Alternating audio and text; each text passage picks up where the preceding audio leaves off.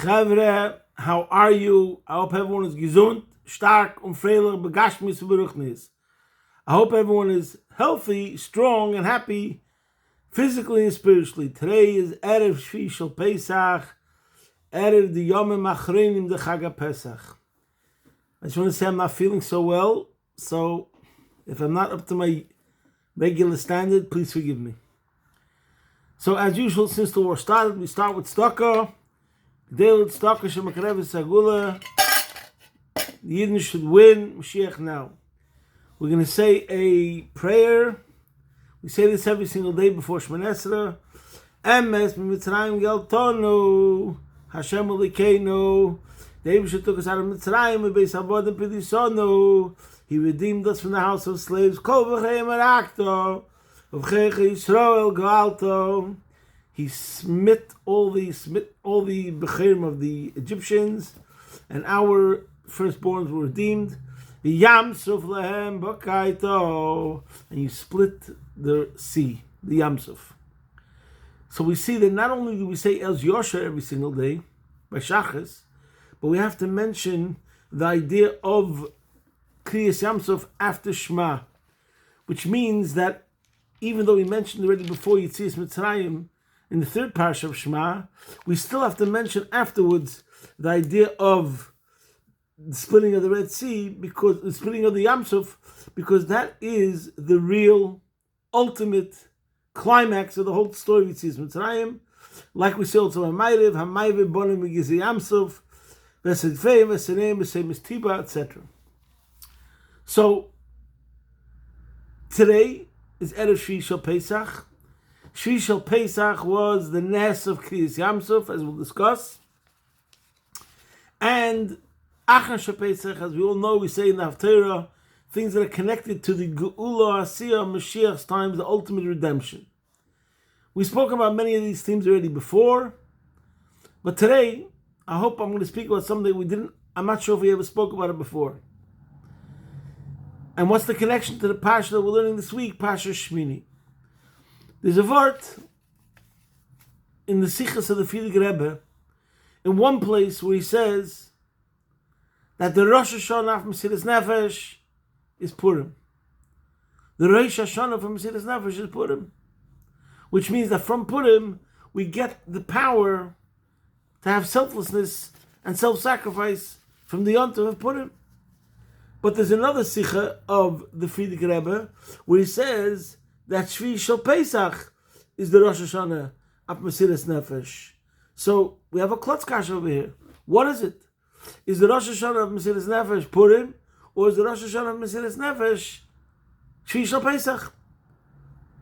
And similar to the famous question about Hachodesh Hazeh Lechem, as everyone who studied Chassidus knows the famous question, what does it mean Hachodesh Hazeh Lechem Reish Chodoshim?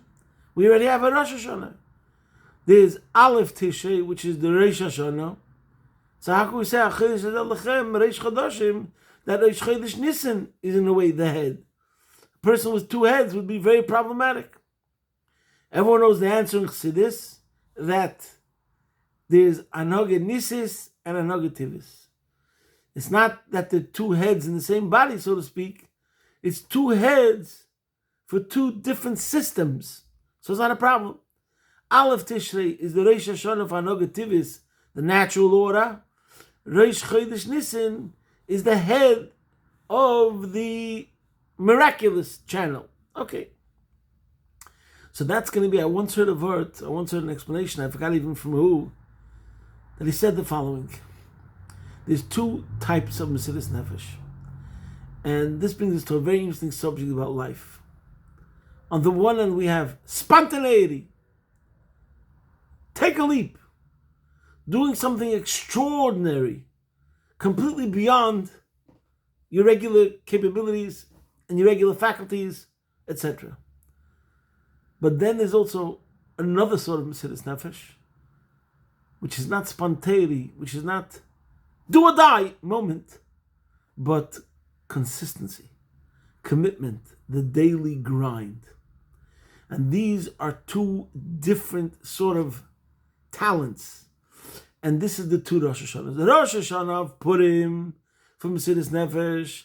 Like the Alter Rebbe says, the famous word that it says that from the time the decree came out, they had a choice that they could have converted, and there was a way out that you wouldn't get killed. And the Alter Rebbe explains, the thought didn't enter their mind for an entire year. So that shows on the Mesiras Nefesh of consistency, perpetual. But Pesach, the story of Mesiras Nefesh that's over here, was one of these epic, grand, unbelievable moments.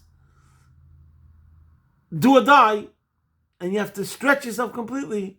Jump! And that's the Mesiras Nefesh, Rosh Hashanah Mesiras Nefesh, that we take from Shishal Pesach. So let's dive into it a bit. Let's talk about the story of Shishal Pesach. The Yidden went out of Mitzrayim 7 days before, and all of a sudden they're trapped between the entire Egyptian army behind them and the sea in front of them. And there were 4 groups of people. One group said, let's daven. Another group said, let's maybe go back to Egypt. It was a failed escape attempt.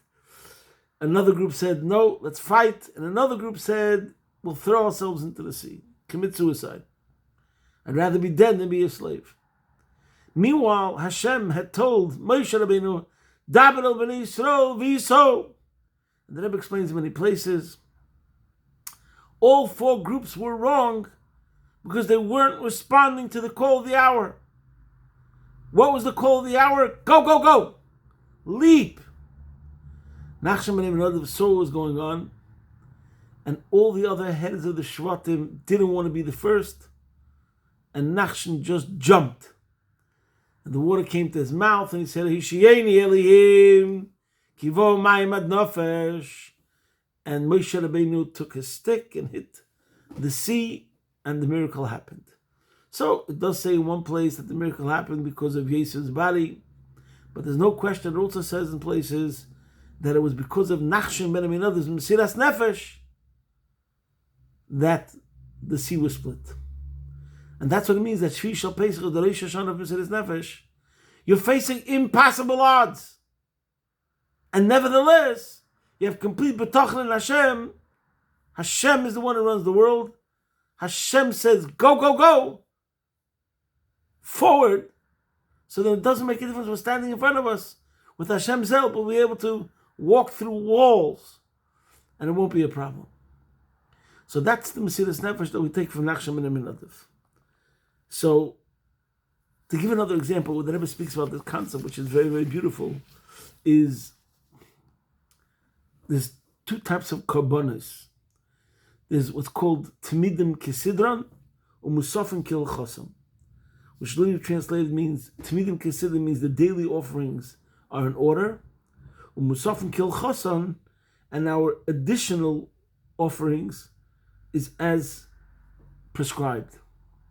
There were 2 types of karbonos. There was the carbon that we brought, Timidim Kesidran, one in the morning and one at night. And then there was the musafim, the additional ones for special days, Yontiv, etc. So the Rebbe would speak about this concept that I'm speaking about right now and explain how we have to have both of these dimensions and both of these aspects in our Avodas Hashem. We have to have the Avodas Hashem of Timidim Kesidron, consistency, commitment, Zugetragenkeit, apply yourself. Sometimes that's much more difficult. It seems like it's boring. But still, be the reliable one that no matter what, you will, come rain, come shine, whatever the story is. And that's Timidim Kesidran. And then there's Musafim Kil Chosam. Sometimes with the special days, extraordinary times call for extraordinary actions. That's the idea of Musafim Kil Chosam. Everyone knows the famous word, it's been repeated many times. There's a Braisa. There's a Braisa in Teiras Kohanim, which brings down a question, what is the most important pasuk in the Torah? And there's 3 Tanoim. One said, V'ahavta l'recha kamecha. The other one said, Nas adam b'tzalmeni k'dmeseinu. And then there was a third that said that the most important pasuk is Hakeves echad taseh b'beika v'es Hakeves hasheni taseh ben raboy. That the lamb you bring, the lamb that you bring in the morning, the korban tamid, And they bring a night is the most important pasuk. So all the Mefarshim talk about it, everyone brings it up. And they ask the question, could be one of them said the most important pasuk is Shema Yisrael. So maybe if he said the most important pasuk is Shema Yisrael, or you say Adam Nivra B'Tzelem, B'Tzal Menikid Meseinu, or V'Ahavta L'Recha Kamecha, whatever the different psukim that they said, we understand. These are fundamental precepts in Yiddishkeit. What's so gewaldig about a Sakeves Achot Taseh B'Beikev, a Sakeves Hasheni Taseh B'Nei Aboyim, which seems pretty lame as a concept in Judaism, as a fundamental precept, compared to the idea of how Hashem is one, Achdas Havaya, etc. And the Mefarshim explain, because that's exactly the point. Religion, or if you don't like that word, the relationship, the true measure of a relationship is not if the couple is getting along when they go on holidays. It's great. It's new surroundings, tropical trees, beautiful weather, away from work. There's no pressure. So we get along. Fine. Question is, how do you get along on a simple Tuesday? When you have to deal with whatever tensions there are, whatever pressures there are, picking up the kids from school, making sure this is happening and that is happening, the daily grind of life. And in a certain sense, the true measure of relationship and real dedication is not in those moments that are glorious or those moments that are exotic or different or special, but in actually the day-to-day life. How do you get along when you're not going on holiday, etc.? And that's the difference between Tmidim Kisidim and Musaf and Kilchosam. And therefore, according to the one that said that the most important pasuk in the entire Torah is Esakeves Ha'achot Taseh B'Beikev V'Esakeves Hasheni Taseh B'Nei Aboyim, is telling us that the connection to the Eibishter is not measured in your emotions. Oh, I love God. I love Judaism. That's very nice emotions. It's very nice spirituality. But Tachlis means the Eibishter said, Davar B'nei Yisroel V'Yisroel. And the daily life. Listening to what Hashem wants. Following instructions. Even if it's difficult, because it's a lifetime commitment. Going to shul every single day, 3 times a day. Like the Rebbe gave a hero to learn Rambam. It could be difficult for some people, because the Rebbe wants you to do it every single day. There's those that learn 3 prakim, which is the way the Rebbe really wanted it. That means every single day they're taking out of their day a relatively huge amount of time to follow what the Rebbe wants. So it's the same thing with the Eibishter. Real relationship is not measured by the not normal times, extraordinary times, but the real measure is of the relationship is in the regular day-to-day life. So now let's go back to Purim and Shvisha Pesach. Purim time, we have to talk about this quality of the Mesiras Nefesh, of what it means, the daily Mesiras Nefesh. Shvisha Pesach, tonight, we have to talk about the one-off Mesiras Nefesh, because they're both equally important. Like, for example, the Chassidim in Russia, when they were facing opposition with the communists, and they had to dig deeper inside of themselves and turn into lions to be able to face insurmountable odds. And it seemed to be like it's an impossible situation. And nevertheless, they dug deeper and they became superheroes. But the Rebbe also brought the other side of the coin, that when you took some of these people and took them out of that sort of environment, do or die moments, then they didn't really recapture that level of intensity that they had when there was some sort of danger, etc. But in any case, Shvisha Pesach, we have to dig deep to take the strength and the power to be able to go beyond ourselves. In general, by Lubavitch, for those that are Bachem and remember what's a Lag B'omer parade, 3 days without sleep, weeks of preparation, The same thing is camp, there's color war. These are all sorts of nachshim and other moments where you just have to, it's not about, there's no food, there's no sleep, there's no nothing. It's about the mission. And we have to carry through the mission. Those are the nachshim and other moments. But then there's when you're normal back to civilization, the idea of Mesiras Nefesh day in, day out. So let's just talk about both sides of the coin. To talk about one example of daily, that Rebbe told Dr. Weiss that every single day, no matter what, he makes sure to spend 15 minutes with the Rebbetzin. So the Rebbe has thousands of letters coming to him. There's prime ministers, there's generals, there's the world affairs, there's the problems of Gans Kal Yisrael on his shoulders. Nevertheless, it was Kodesh, Legamri, that he had to sit down and connect with the Rebbetzin every single day in such a simple, physical way of spending 15 minutes sharing a glass of tea. I forgot exactly, but something like that. That's the Mesiras Nefesh of consistency. That's the Mesiras Nefesh of daily commitment. And that's the Mesiras Nefesh of routine. And we know in life that if you follow these things, you'll be very successful. Seder. And for some people, that's the harder part. But then there's the other side of the coin, which is some people are very good when it comes to schedule, when it comes to fitting into a system, but they can't break out of the box. They don't have the Nachshon Ben Amenadav. Leap, jump. That's Nachshon Ben Amenadav. There's a story, I said this once before. I heard this from my Rosh Hashiva, Rabbi Bukit, that somebody once came to the Rebbe in Yechidus. A lot of stories that start this way. Somebody once came to the Rebbe in Yechidus and told the Rebbe that, you know what, I was in the Zal. I heard so much about the Lubavitcher Bachim.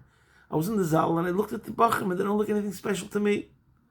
I don't know why people marvel at Lubavitcher Bachim. So the Rebbe said it's very simple. What happens when you walk into a firehouse, fire station? You walk into the fire station, you see a bunch of firemen playing cards, relaxing, joking, etc. As soon as the alarm goes off, wow. Then you see the training kicking in, absolute selflessness, rescuing people, like going into the fire head first, rescuing people, one after the other. Even after they carry a person to safety, then they go right rushing back in, etc. So the Rebbe explained, that's the pshat, the Bocharim. Yeah, when you're just walking in on a simple Wednesday and you're looking at them, you don't see how they're special. But in Lubavitch, it was always about Mesiras Nefesh. And whenever there's a situation where there's a danger, where there's opposition, and you need a bacha to be the fireman, you need the tamimim, Kol ha'yetzim l'chemes beis David, that's where you see primarily the qualities of the Bocharim, that the Rebbe sends shluchim to Australia, to France, to Pakistan, Afghanistan, Turkey, Ukraine, wherever it is. And nevertheless, they went there as one individual, and then they build up an entire community. And that's the Mesiras Nefesh of the Nachshon Ben Amenadav. They're the ones that are the pioneers, the chalutzim. They're the ones that will be the first one to jump and be ready, totally selflessness, because if this is what the call of the hour is, we're ready to go out of ourselves completely. And you're able to accomplish things that are completely beyond the normal limitations and your normal faculties. So we spoke about Shvi Shel Pesach, and Achar Shel Pesach is Mashiach, and it's connected, as explained in many Maimorim of Chassidus. So just like in the Schus of Nachshon Ben Amenadav, we had this miracle, it's explained that the same thing, we need Mesiras Nefesh. You need people in every single community. We need Nachshon Ben Amenadav, someone who's ready to go out there, and even if there's older people, scholars, rabbis that are not necessarily making the move, you need the Nachshon or the Pinchas. That person is going to decide he's jumping into the fire to do whatever has to be done. And we have the ability. So that's the connection to Achon Shal Pesach, because it's only through our Mesiras Nefesh, Ki Meitzeischem Eretz Mitzrayim, Adon Reflois, when we will arouse in ourselves and stimulate and motivate ourselves to the degree of a Nachshem and a Menadav, so in that merit, Mashiach will come, Begula Mitzvah Shlem, will take it from Yad Mamish. And this is the connection to Pasha Shmini, as we spoke many times. 7 represents the cycle, the 7 days of the week. Shabbos shows an perfection of the cycle. But 8 shows an infinity, which is breaking out of all barriers, breaking out of all borders, breaking out of all boundaries. That's the idea of 8, infinity. And that's the same idea of Mesiras Nefesh, the Nachsham and Emerald Mesiras Nefesh, that we're able to break out of all limitations and do something unpredictable. Surprise yourself. You'll be surprised about how much you can accomplish. So, Good Yontiv, Ki Meitzeischem Eretz Mitzrayim and Reflois. The Rebbe should help, the Mashiach should come now, as the Rebbe used to bring out many times, the Friedrich Rebbe's word, when we say L'Shana Haba B'Yerushalayim, it doesn't mean L'Shana Haba that we'll have to wait till next year, but it should be in such a way that we can get redeemed right now, so that by L'Shana Haba we'll already be there in Yerushalayim. So, Kain Ti Alonu, take it from Miyad Mamish, posting from my home, Be'ez Hashem Yisbarich, your man in Melbourne.